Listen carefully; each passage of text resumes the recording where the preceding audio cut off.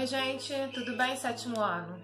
Então, a gente está iniciando aí o terceiro bimestre e agora eu vou explicar as aulas 1 e 2. Nesse momento eu estou explicando a aula 1, que aí a gente está trabalhando aí o Present Tense, lembrando a vocês que tem aí as questões de terceira pessoa do singular, mas isso conforme ao decorrer dos exercícios eu vou explicando para vocês.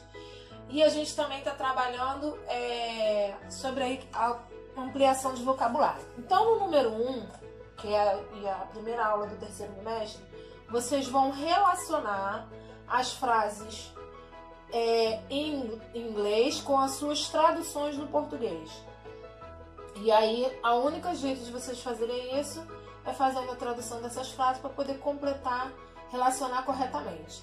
No número 2, vocês vão reescrever as frases, substituindo os nomes, né, que aparecem aí pelos objetos por subjetos pronomes que correspondem aos pronomes pessoais, que no caso é eu, tu, ele, no caso aí no inglês I, you, he, she, it, they, we, né, ou por os objetos pronomes. O que são os objetos pronomes? Os objetos pronomes correspondem aos pronomes pessoais do caso oblíquo, tá? Que é aqueles que a gente usa lhe, comigo, contigo, são esses pronomes aí. Então aqui no número, lembrando que para usar os objetos pronomes, a gente tem uma regrinha aí. Depois dele sempre vai ter que ter aí um substantivo, tá? Vocês não podem esquecer disso, porque aí vocês vão saber qual que usa. E tem um outro detalhe também. Sempre no início da frase, como está ali aqui no número 1, vocês podem ver aí, aqui o sujeito, né, que vocês vão substituir pelo subjeto pronome, que é o pronome pessoal do caso he, she, it, they, you, I ou I, né? Então vocês vão substituir por esses. E no caso aí, ele vem sempre no início da frase, ó. Kevin, Tom, ó, lembrando que pode ser um sujeito composto, tá? Lembrando isso aí. Mas aí vocês vão ver qual é o pronome que vai ser correspondente. E os objetos pronomes, eles são correspondentes aos pronomes oblíquos e são usados depois de um verbo. Sempre depois de um verbo ou com a preposição. Quer ver aqui pra vocês, ó? Kevin speaks with. Isso aqui é uma preposição. Então, este nome aqui, eu vou substituir por um objeto pronome.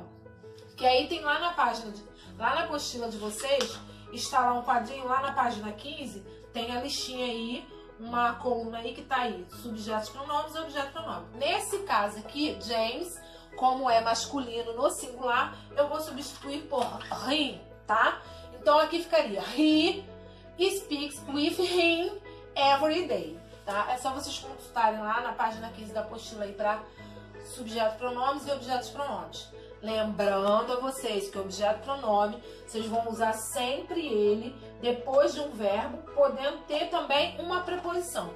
Ou diretamente depois do verbo, depois de uma preposição, ou pode ser diretamente depois de um verbo, o objeto pronome. No número 3, vocês vão completar com o present simple. Lembrando aí a vocês, deixando claro para vocês, que o present simple são os verbos de ação. Correr, nadar, pular, cantar, né? Então vocês têm que ter atenção nisso daí. Aqui tá assim, to live. Isso significa que o verbo está no infinitivo. To live quer dizer viver. Mas quando eu conjugo o verbo, eu vou colocar eu vivo, tu vives, né? Só que no inglês é bem mais fácil. A gente não tem essa variação tão grande em relação a referente aos sujeitos aí que compõem esse verbo. Então, a única diferença é quando for terceira pessoa do singular, que aí eu vou colocar lives. O to vai sair. Porque quando eu conjugo o verbo viver, o R sai. E aí eu coloco o sufixo depois, de acordo com o sujeito. No inglês, vai ser sem o to, vai ser live, live, live, live, live. A exceção, terceira pessoa do singular, que eu vou usar o live acrescentando S, que indica a terceira pessoa do singular. Terceira pessoa do singular. O nome de uma pessoa, o nome de um objeto, o nome de uma coisa, ou he, she, it, tá? Então, lembrando isso aí. E muito fácil esse daqui. Continuando aí nesse assunto, a gente vai continuar aqui na lição, que é o mesmo tema da lição 1. A gente está falando sobre present simple, né? Lembrando da terceira pessoa do singular. E também falando sobre os objetos pronomes, subjetos pronomes, e que faz parte também aí do mesmo assunto, são nomes de alguns alimentos, formas, né, que a gente tem aí, que a gente está relembrando. E isso aí tá na página 14 e 15 da apostila de vocês. Então aqui no número 1, vocês vão escrever alimentos na preferência de vocês, mas que compõem cada uma dessas refeições aí. Por exemplo, for breakfast you usually have, no caso, você teria, né, frequentemente no seu breakfast, café da manhã. Vocês vão montar um café da manhã completo.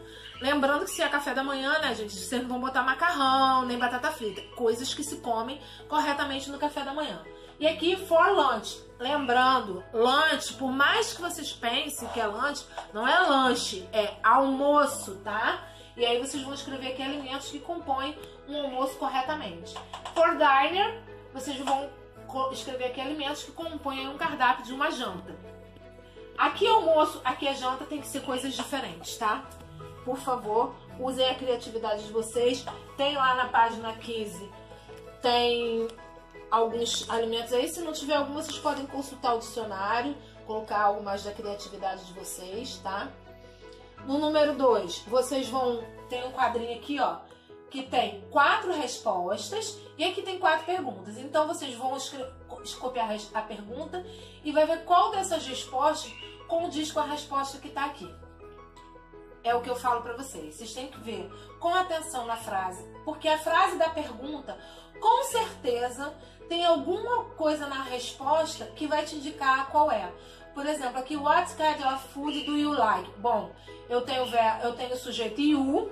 Quando eu pergunto you, eu tenho que responder com I. You, você, o que você gosta de fazer? Quando você responde, eu gosto de fazer, né? Então tem que ser, na resposta tem que ter I. E aí eu tenho o verbo like to eat, ó. O verbo like to eat. Então na resposta vocês vão olhar ali e vai ter esse aqui. Então, tem esse verbo aqui, like to eat. Eu já achei qual é a resposta. Aí vocês vão ver qual é. Prestem atenção no sujeito e no verbo que sempre na resposta vai ter. No número 3, vocês vão reescrever as frases na forma negativa e interrogativa. Gente,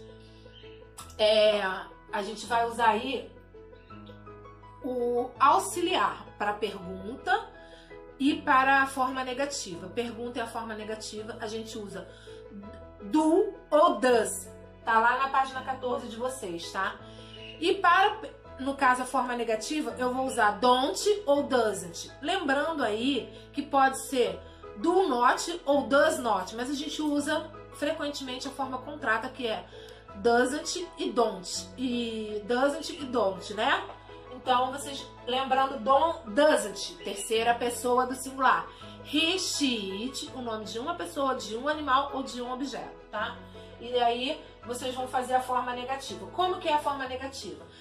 Vou dar um exemplo aqui na letra A. Forma negativa. I like Japanese food. I don't like. Ó, o auxiliar ele vai sempre entrar depois do sujeito. Lembrando que em alguns casos pode ter sujeito composto. Então, vai entrar sempre depois dos dois sujeitos. Então, aqui na letra A. I don't. Ó, o don't aí auxiliar formando a forma negativa. Like Japanese food. A única coisa que eu vou acrescentar é o don't aqui logo depois do sujeito. Forma interrogativa. O auxiliar vai entrar no começo da frase. Do I like Japanese food? Ponto de interrogação. A frase continua mesmo. Eu só vou acrescentar o do, que é o auxiliar para formar a forma interrogativa. E no final colocar o ponto de interrogação. Se é forma interrogativa, não posso esquecer o ponto de interrogação. No número 4, vocês vão completar com os objetos pronomes aí em cada um dos casos. Aí eu tenho o objeto me, him, her, it, us ou them.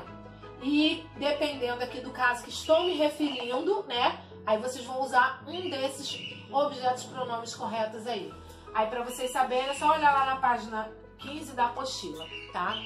Então, esse é o assunto da aula 2, da aula 1, e a gente conclui aqui essas 2 aulas do terceiro bimestre.